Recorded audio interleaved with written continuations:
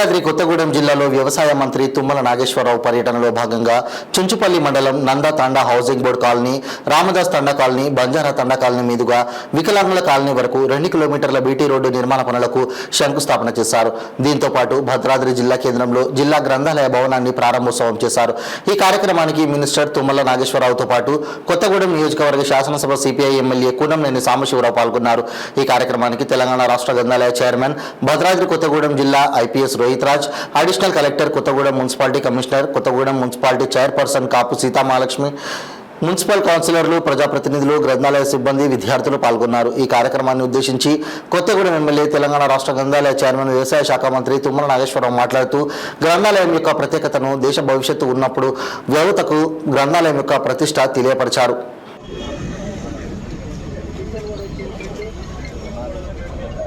ఓం శాంతి శాంతి శాంతి.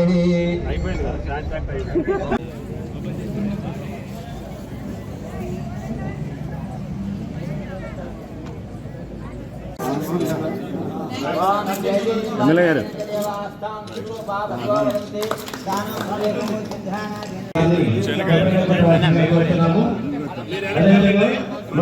రాష్ట్ర గ్రంథాలయ first station గారు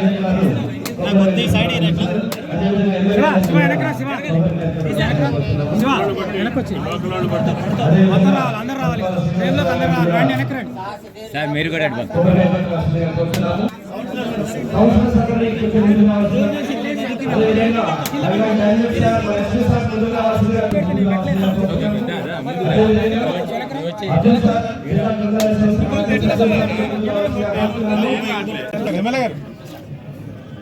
వేదిక మీదకి ఆహ్వానిస్తున్నాం.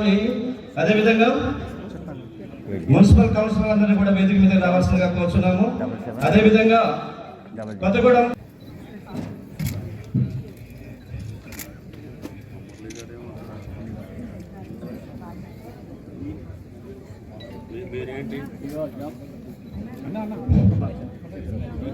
సుప్రియ గారిని మంత్రి గారికి సన్మానించడం జరిగింది. కూర్చున్నాం. డిఏఓ గారు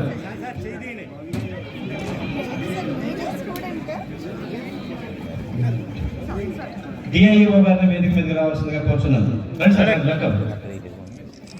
వెంకటేశ్వర అధ్యక్షులు మన ఎమ్మెల్యే గారిని నిర్వహించవలసిందిగా కోరుచున్నాం.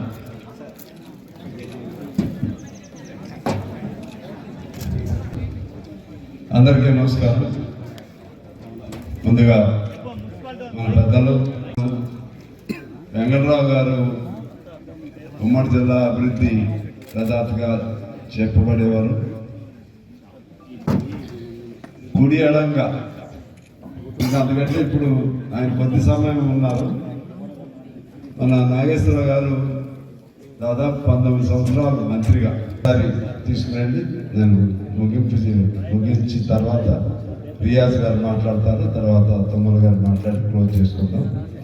ముఖ్యంగా ఇవాళ ఈ జిల్లాల పునర్విభజన తర్వాత మన తుమ్మల గారు యాదృచ్ఛికంగా అయినా సరే ఆయన వాస్తవంగా సత్తుపల్లి నుంచి అనేక పర్యాలు చిన్న వయసులోనే, చాలా చిన్న వయసులో ఎమ్మెల్యే గెలిచారు. అప్పుడు 30 ఏళ్ళు ఒకటే వచ్చారు. గెలిచి ఎన్టీ రామారావు గారి కాలంలో మైనార్టీ ఇరిగేషన్ శాఖ బాధ్యత తీసుకున్నారు. ఆయన ఏమనేవాళ్ళు అంటే మైనర్ బాబు అనేవాళ్ళు. అంటే అందరిలో చిన్నాడు, తర్వాత శాఖ, ఆ విధంగా అదే పద్ధతిలో ఆ తర్వాత ఈ సుదీర్ఘమైన 19-20 ఏళ్ల కాలంలో అన్ని శాఖలు కూడా చేశారు.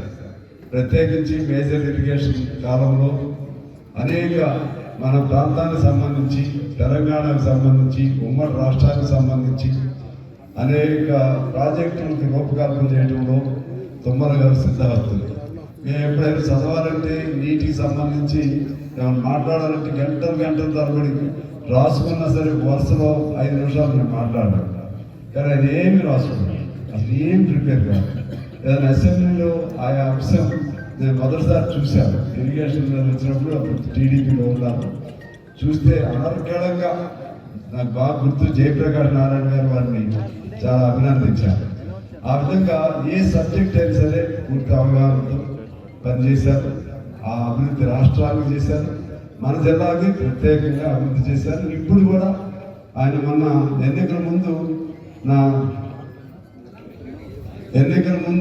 ఆయన ఒక మాట చెప్పాడు, నా లక్ష్యం, నా స్వప్నం సీతారాం ప్రాజెక్టు ద్వారా మన ఉమ్మడి జిల్లా తెలంగాణ మొత్తం ఒక భాగం ఎక్కువ మనకి ఉమ్మడి జిల్లాకి అది ప్రధాన భాగస్వామ్యం కాబట్టి ప్రయోజనకారి ప్రాజెక్టు కాబట్టి ఉమ్మడి జిల్లాని సస్యశ్యామలం చేయటం నా స్వప్నం, లక్ష్యం అని చెప్పారు.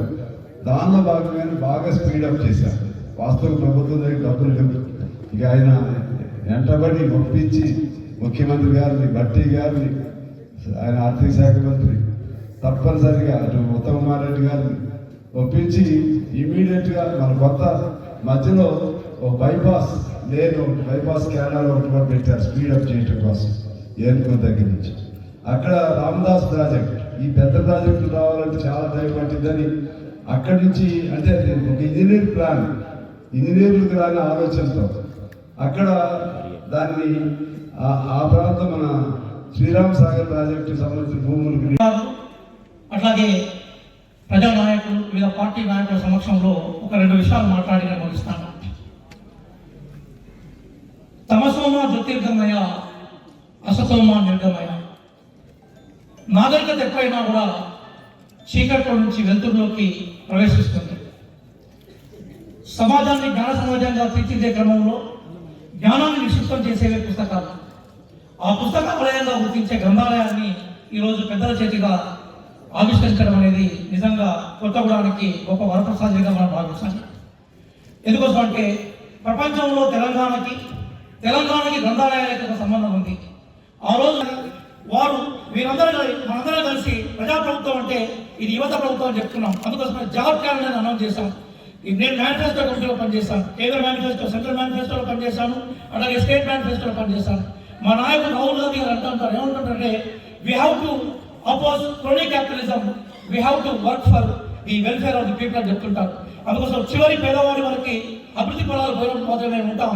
కాబట్టి యువతని సైంటిఫిక్ ఎంపవర్మెంట్లోకి, జ్ఞాన మార్గంలోకి తీసుకురావాలంటే గ్రంథాలయాలు వేదికలు ఉండాలి. మరి గ్రంథాలయాల్లో భవిష్యత్తులో డిజిటల్ సెంటర్గా మార్చే ప్రయత్నం చేస్తున్నాం. ఆన్ డిమాండ్ రూపంలో పుస్తకాలు తెప్పించే ప్రయత్నం చేస్తున్నాం. యువత చెడు వ్యసనాలకి, డ్రగ్స్కి లోను కాకుండా పుస్తకాలు చదవడం ద్వారా మంచి జ్ఞానాన్ని తీసుకొని మంచి సమాజాన్ని నిర్మించే క్రమంలో ఉంటాం. కాబట్టి పెద్దలు తుమ్మల నాగేశ్వరరావు గారి ఆశీర్వాదంతో, వారి దీవెనలతోటి ఖమ్మం జిల్లాలో ఇంకెక్కడైతే గ్రంథాలయాలు అవసరమో అక్కడ ఎస్టాబ్లిష్ చేసే ప్రయత్నం చేస్తాం. ఇది ఇప్పటికీ కూడా కొనసాగుతుంది. కానీ మనం అనుకున్నంత రీతిలో, మనం అనుకున్నటువంటి స్థాయిలో, మనం అనుకున్నటువంటి పద్ధతుల్లో అది ఉపయోగపడాలంటే రియాజ్ గారు కష్టపడాలి. ఉన్నన్నింటినీ కూడా ముందు రివైజ్ చేసి దానికి కావాల్సినటువంటి ఈనాటి కాలమాన పరిస్థితుల్లో మన పిల్లలకి ఏ రకమైనటువంటి నాలెడ్జ్కి ఆ బుక్స్ కావాలో వాటిని ప్రొవైడ్ చేసి వాళ్ళు భవిష్యత్తులో మనం ఇచ్చేటటువంటి సౌకర్యం ద్వారా వాళ్ళ భావ జీవితంలో ముందుకెళ్ళేటటువంటి సబ్జెక్టులు మనం ముందు పెట్టాలి. ట్రెడిషనల్గా ఎప్పుడో 50 సంవత్సరంలోనే పాలవంచు కూడా బిగ్ రోడ్డు మాదిరిగా టౌన్లో కాకుండా దాన్ని కూడా ఏర్పాటు చేసుకుంటే కొత్తగూడానికి రింగ్ రోడ్డు వస్తుంది, ఈ బైపాస్ పూర్తి చేసుకుంటాం. పాలవంచు పట్టణానికి కూడా మనం బైపాస్ ఏర్పాటు చేసుకుంటే ఈ యొక్క జిల్లా కేంద్రం ఆ రోజున